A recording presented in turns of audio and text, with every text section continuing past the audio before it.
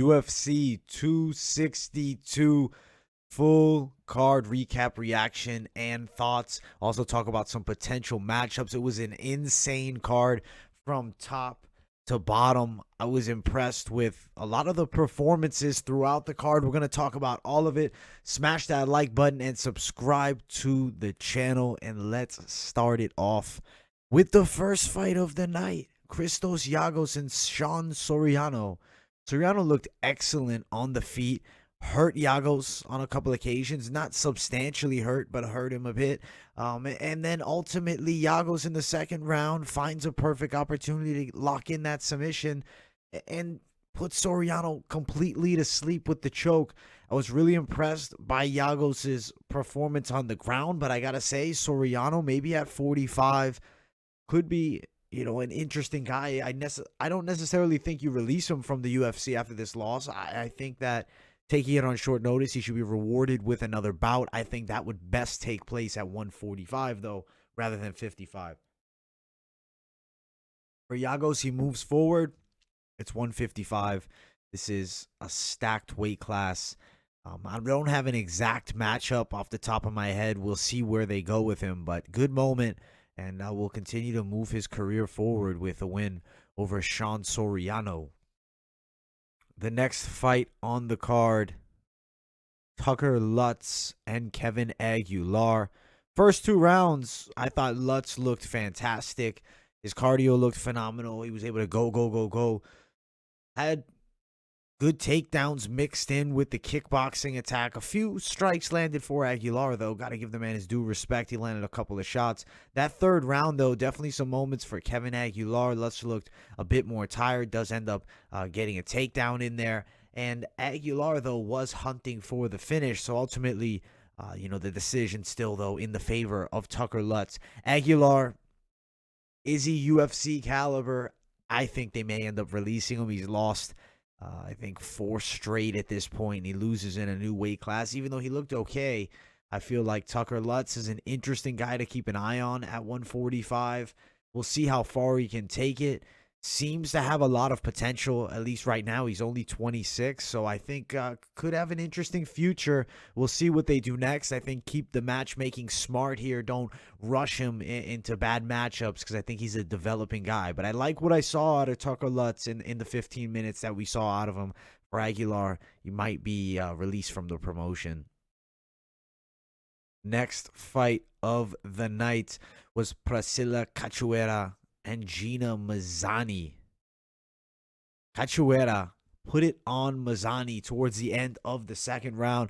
The gas tank of Mazzoni after that round and a half mark, she just seems to get tired no matter what position she's in. She had good, top pressure and control on Priscilla Cachoeira on the ground, but ultimately was not enough. And then Cachoeira unloads a flurry of strikes. Cachoeira is a problem on the feet for a lot of girls. She just needs to improve her takedown defense.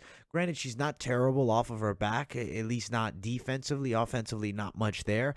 She needs to keep improving the jiu-jitsu, improve the wrestling game a bit. I think her striking could be a problem for a lot of girls. So I do like Priscilla Cachoeira, and I am interested in seeing her future. Congrats on this big win over Gina Mazzoni here. Big dog that came through on this fight here. The next fight of the night, Andrea Lee and Antonina Shevchenko. Andrea Lee did what I didn't expect her to do, and really out-grapple Shevchenko on the ground. She looked for the takedown, got on top, and there was a clear level difference there. She had that triangle position on Shevchenko for a while, and then ultimately, with just moments left in that round, gets the submission. On the feet, I don't think Lee was completely outclassed by any means. I mean, she was, at least with the hands, fairly competitive. Antonina, decent from the outside. The difference really with Shevchenko's sisters, Antonina doesn't have that same physical strength or explosiveness, not nearly as much power. Still has the technicality and also is definitely lacking more so on the ground. I was very impressed with Andrea Lee. I want to see what they do next for her. I think she's a girl to keep an eye on at 125 because at the end of the day, Shevchenko's clearing out the weight class, and having a win over her sister, Antonina, could potentially set Andrea Lee into a title fight, maybe with one more win. Don't know necessarily who she would fight against in the next one. But, we could quickly bring up some of the top females because I do want to see what's ranked. It is Tapology, so they're not 100% accurate. But I do think there's maybe a name for her out there. Do you put her out there against Alexa Grasso next, maybe? Grasso has no fight booked. I would not be opposed to that fight. I like that matchup.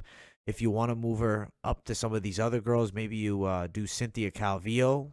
See if she can deal with the wrestling, though. That's something that I would fear in that matchup. Ultimately, still a good amount of options for Andrea Lee for her opponent in defeat, Shevchenko. Over 35. I'm not closing the book on her career in the UFC, but I think her title potential or contendership potential, not really there. She's a top 15 girl and should maintain at least a 15 spot. Now, this matchup here shocked me. Jamie Pickett and Jordan Wright. Jamie Pickett goes in for the takedown. The elbows, it reminds me of Travis Brown back in the day. Has him nearly out. And then Jordan Wright just unloads, and Pickett never recovered from that point and gets stopped on the ground. Great win for Jordan Wright. The Beverly Hills Ninja stops Jamie Pickett in that first round, a guy that had looked to be proven durable. We'll see what's next for Jordan Wright because that weight class just has a ton of names, especially towards the back end where these guys are. I don't know what they'll do with Jordan Wright, but he's an interesting guy to watch. He's got fun striking, and honestly, Beverly Hills Ninja, it attracts eyes, and he gets a win here. We'll see. He'll move forward for sure, and I do think that he's a decent fighter. I don't know anything about contendership, but young enough to get a decent UFC career going for himself. Lando Venata versus Mike Grundy. Man, Mike Grundy didn't have anything for Lando. Lando stopped pretty much every takedown, kickboxed beautifully from the outside. I was so impressed by Lando in this fight at 45. Big move for his career, going in the right direction. His game is overall changed. He's gotten so much better. I was superbly impressed, and he moves forward at 145 in a weight class that, I like Lando Venata's, and I do want to talk about some maybe ranked opponents, in not necessarily top 15 rankings, but let's see if we can find the UFC like fantasy rankings. I forget the website name, to be honest. Ranking MMA. Here we go. Let's load this up. I apologize for the little delay here. We're looking at featherweight, correct? Yes, featherweight. Featherweight division. Come on now. Let's load. Here we are. Featherweight division. Where is Mike Grundy located? Look for him tonight. Grundy. Way in the back. Okay, way in the back. You got to win over him. You know what? Gabriel Benitez, Lando Venata, I would not be opposed to maybe seeing that one. Didn't we just see Benitez fight, though, very recently? Did he just lose recently? Off the top of my head, I can't remember. But there's definitely some matchups that we could see potentially here. Maybe they even throw him in there with a Mike Trezano. I don't know. Hard to pick in these weight classes with so many names towards the back end outside of the top 15. For Grundy, disappointing loss, but he will probably continue in the UFC. For Lando, let's see where he can take it. He was interesting at lightweight, just couldn't quite get to the top. Let's see if he can make a run here at 45. Munoz, he breaks Jacare's arm. That shocked me. I did not expect him to submit Jacare Souza on the ground. Wow. Munoz crushed the arm. You could hear it crack. Huge moment for him in his career. It skyrockets him as far as being a notable name at middleweight. Now, you just beat Jacare Souza. That's an insane piece on the resume. And now Andre Munoz is probably real deal. And his armbar is his most dangerous submission. The guy's deadly with it. I feel like Munoz now has to get some type of respect. Let's look at these unofficial rankings here of the full division of middleweight. I think we can find Munoz a fight. Where is Munoz located? Where's Jacare? 12 they have him ranked at here. He beats him. Do you put him in against somebody like maybe Brendan Allen versus Munoz? I don't know, but I feel like after beating Cachoeira, wouldn't that shoot your stock up more? Though I do think the official UFC rankings are a little different than this one. I think we'll see where they take it. I don't think they give him a guy like Holland because Holland, pure striker, probably wouldn't want anything to do with it. I doubt they give him anything like this. Right now, I'm thinking maybe Brendan Allen or even an Ian Heinisch fight. I don't know if this win shoots his stock as much as it did for Kevin Holland. I mean, if it does, name Omari Akhmedov, Brad Tavares winner, I actually wouldn't be opposed to seeing that one next for Andre Muniz. Good win over Cachoeira, though. For Cachoeira, it may be time to consider hanging up the gloves. Bad loss, arm break. I don't want to see him get hurt, especially with this injury. But let's talk about this first fight on the main card. Edson Barboza and Shane Burgos. Hurricane Shane and Edson put on a very good fight. You look at that first round competitive action, Edson getting those leg kicks going. He kind of kept that throughout the fight. Granted, Burgos landed a few good strikes, mixed it up fairly well, but Barboza, just a bit too much for him, rocked him on multiple occasions, put on an excellent display at 145, gets the knockout in the third round, a delayed reaction knockout. Shane Burgos stood there for a second, and then his body just shut off. It was one of the most delayed reaction knockouts I've ever seen, if not probably ever. I can't think of another one. Excellent win for Edson. He skyrockets his stock at 145 pounds. I still believe in the man. I think that he has what it takes to be a contender at 45. He still has it in him, the striking heavyweight class, and that helps Edson. Edson wins this fight, and he beat Shane Burgos, who was number 10 on at least this site. But you know what? Let me pull up the official UFC rankings. We can't be using this unofficial stuff for the top 15. We do it when we need a brainstorm for outside of it. But let's get into UFC official rankings. Let's go. Middleweight. Excuse me, featherweight, not middleweight. What am I talking about? Okay. Shane Burgos was 9. Edson was 13. Huh, okay. Giga Chikadze, 10. So I'm liking the idea of either Edson, Giga Chikadze, or if you really want to skyrocket the stock of Edson Barboza, you throw him in there against Yair Rodriguez towards the top of the weight class. I think that's really going to be a matter of how far do you want to push Edson. He's got the name value. He's never gotten a title shot. I wouldn't be opposed to seeing him in a matchup with Yair, and winner could be fighting for a world title. At the end of the day, Barboza carries a name. He has a lot of high-level experience, has been in there with some of the best at lightweight, and I want to see Edson Barboza maybe get his chance if he can get through one of the top contenders, because he looked very good against a really game Shane Burgos. Now, let's talk about this matchup. Caitlin Chugan outstruck, out kickbox. Granted, wasn't a bit of trouble in moments in that second round. Was mounted by Viviana Rujao. Close fight, but ultimately decision towards Caitlin Chugan. It seemed as though she would probably end up edging it out 29-28, even though Rujao had really good moments in the fight.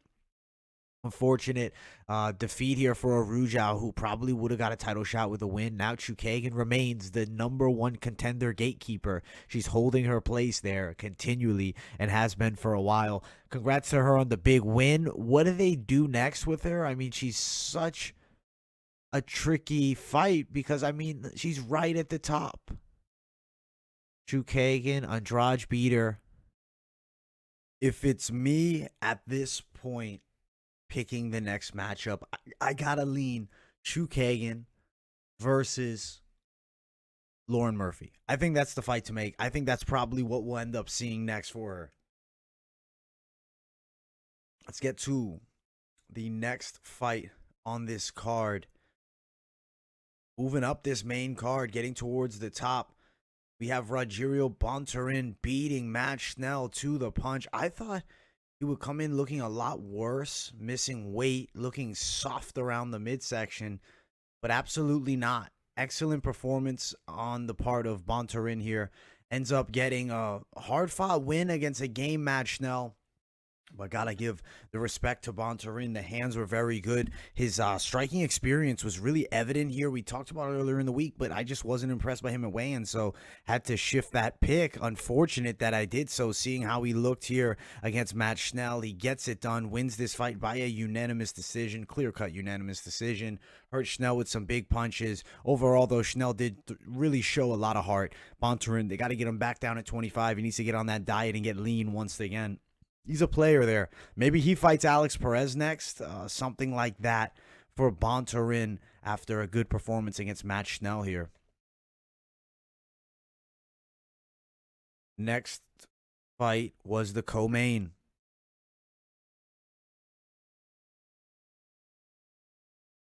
El Kakui, Tony Ferguson taking on Beneil Daryush.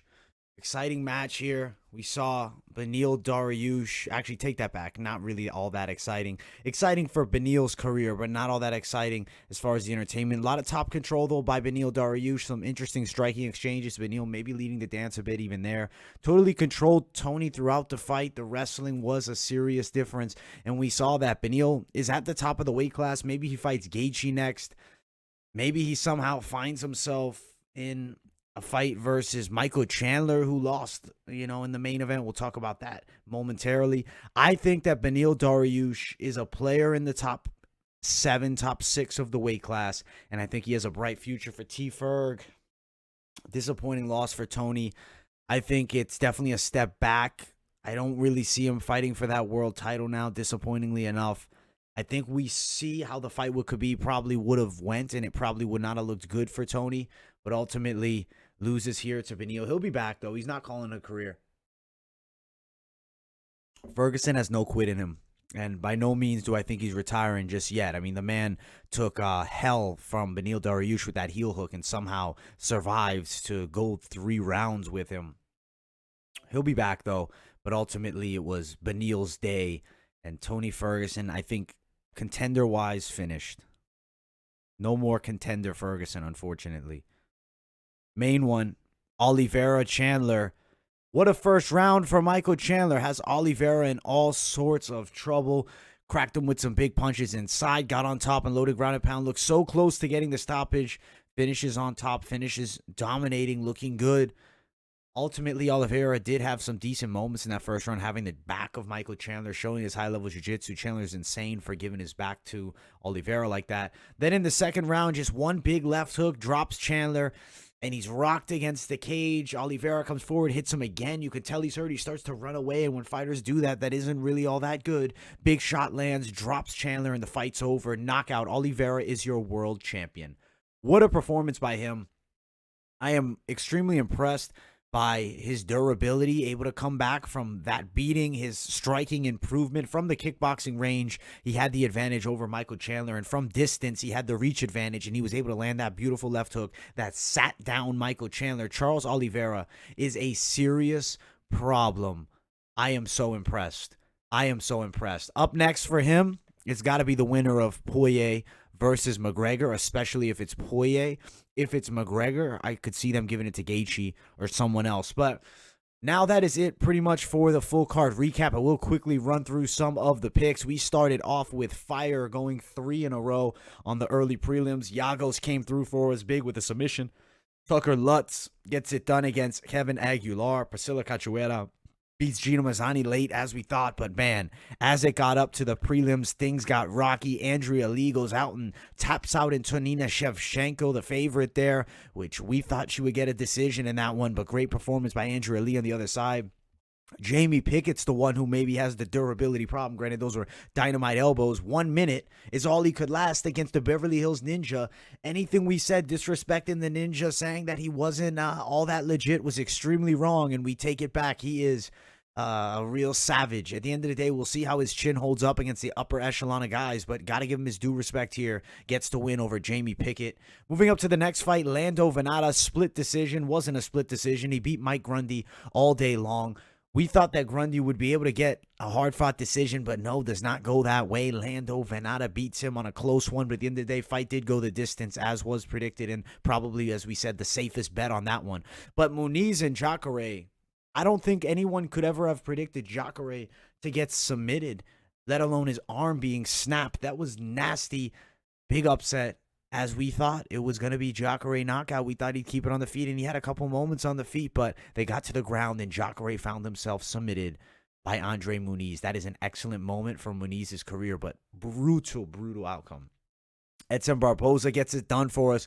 Big dog pickup with the knockout over Shane Burgos. Delayed reaction. Very happy that one cashed in for us, and we got that one by the knockout too, which was awesome. Caitlin Chugan and Araujo. That one was a close pick'ems one. It was one of those fights that you didn't want to throw down any cash on if you're looking to bet, at least me personally. Caitlin Chugan came through and beat Araujo. I did think that Araujo did about as good as expected, but Chugan just did a bit better, and she was able to win that fight. Bontorin and Schnell. On that one, we had Bontorin earlier in the week. Then we switched to Schnell. How bad Bontorin looked at weigh-ins. Should have probably stuck with Rogerio all week long because he was an absolute monster and beats up Matt Schnell. Daryush Ferguson was a 50-50. I thought maybe T-Ferg would have a little more for him, so I went with my man. But we got creamed on that one. That was bad. And then in the main event, our boy Michael Chandler, who was supposed to win us a world title, unfortunately knocked out in the second round. That is the fight game. We took some serious L's, but we had a great time watching these fights. Calling most of them, unfortunately, didn't get to finish out that live stream, but we're getting all that stuff sorted with the PC and whatnot. Overall, great card. Was a lot of fun calling some good predictions, some bad ones, but that's the fight game, and that's why we love talking about it. MMA, the best sport on the planet. I hope you guys enjoyed this full card recap, reaction, thoughts, and even what's next for some of the fighters video.